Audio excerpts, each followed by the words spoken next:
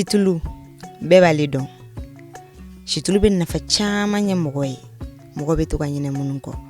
Ne ye situlu ta k'a lajɛ bɛɛ ka fɔ an ka tobilikɛyɔrɔ an tɛ se ka ta k'ale to. Ni mɔgɔ banana situlu jɔyɔrɔ belebeleba a b'o fana na. O bɛɛ fana kɔfɛ pour que hadamaden farikolo ka ɲɛ bɛɛ ka fɔ situlu a jɔyɔrɔ belebeleba b'o fana na. Zancɛbugu ale bɛ Buguni mara fɛ. Sikaso région o dugu dɔw don.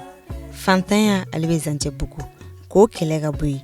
Zancɛbugu musow farala ɲɔgɔn kan ka jɛkulu kelen sigi. Jɛkulu in a bɛ nafa belebeleba ɲɛ Buguni kɔnɔna la. Kɛrɛnkɛrɛn na Zancɛbugu ale dugudenw ye.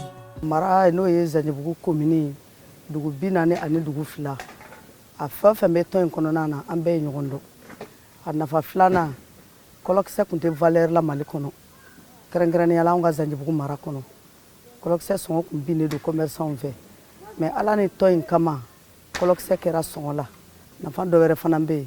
Kɔlɔkisɛ mana san a bɛ di o membre kelenw ma n'o ye muso minnu bɛ tɔn kɔnɔ. Olu bɛ kɔlɔkisɛ in labaara. Tile o tile dɔrɔmɛ 300 bɛ d'u ma. Muso bɛɛ b'a ɲini i bɛ se ka i ka musaka ta cogo ani ka denw musaka ta cogo min na. O hakilina kɔnɔna na olu y'a ye k'a fɔ si kɔni si b'olu bolo yan.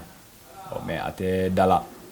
Mais u nana ye fana k'a fɔ situlu nin mɔgɔ b'a la yɔrɔ caman na mun t'an ka yɔrɔ ninnu dɔrɔn ye yan. O de la olu farala ɲɔgɔn kan ka ni tɔn in sigi n'o ye Koprokaza ye. Donc k'u ka baara sinsin situlu baara nin kan. Koprokaza jɔyɔrɔ ka bon kosɛbɛ fantanya kɛlɛli la Buguni mara la. Kɛrɛnkɛrɛn la Zancɛbugu kɔnɔna la.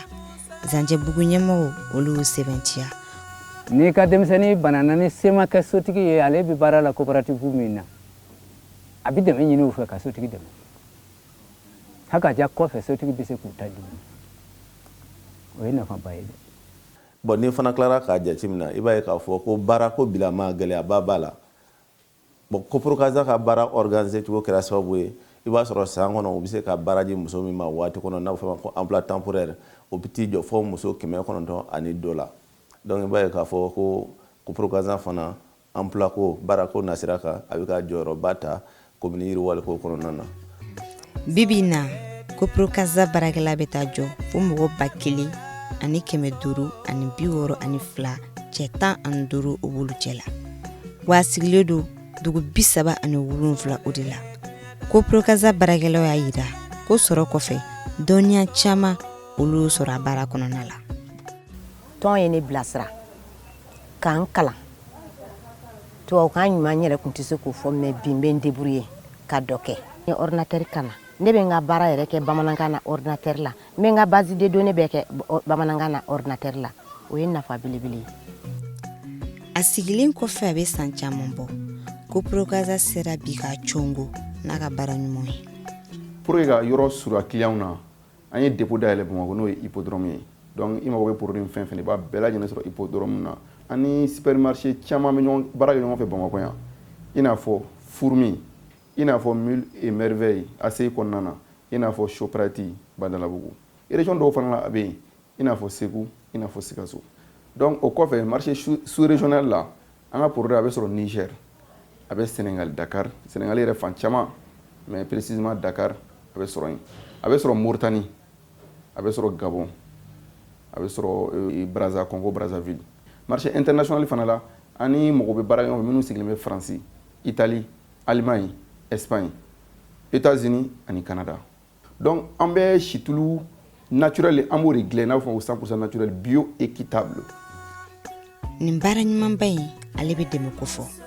Dɛmɛba jɛkulu olu y'a yira k'a fɔ olu kɔni sewalen don kosɛbɛ u bɛ ka dɛmɛ min don Koprokaza ka taga ɲɛ la. Koprokaza anw dɔrɔn tɛ u bɛ niveau min na sisan danaya yɛrɛ de bɛ u ni diɲɛ ni ɲɔgɔn cɛ parce que Koprokaza bɛ feere kɛ ka daminɛ Mali la ka taa diɲɛ fan 14 bɛɛ la actuellement u ni bɛɛ bolo bɛ ɲɔgɔn bolo parce que sariya minnu fɔra ni principe minnu fɔra n'o ye tilennenya sugu ye n'o ye commerce équitable ye donc Koprokaza bɛ olu bato an bɛ don min na comme bi. Donc an ka baara ye sisan ka mɔgɔw dɛmɛ Koprokaza n'a ɲɔgɔnnaw k'u dɛmɛ diɲɛ sugu sannikɛlaw olu ka ɲɛbɔ an ka tulu fɛ u ka ɲɛbɔ an ka si fɛ. An ka laɲini tɛ dɔrɔn ka kɔlɔ exporter an ka laɲini ye ka tulu de exporter parce que mɔgɔ minnu bɛ baara kɛ kɔlɔ ni tulu cɛ o fana ka ca an k'o ma ko création d'emploi o bɛ baara di an ka denmisɛnw ma o bɛ baara di an ka musow ma. Koprokaza ka laɲini belebeleba dɔ ye ka fantanya kɛlɛ ka bɔ an ka jamana kɔnɔ ka dɛmɛ lase musolakaw ma walasa fantanya ale bɛ se ka kɛlɛ ka bɔ an ka togodaw la cogoya min na.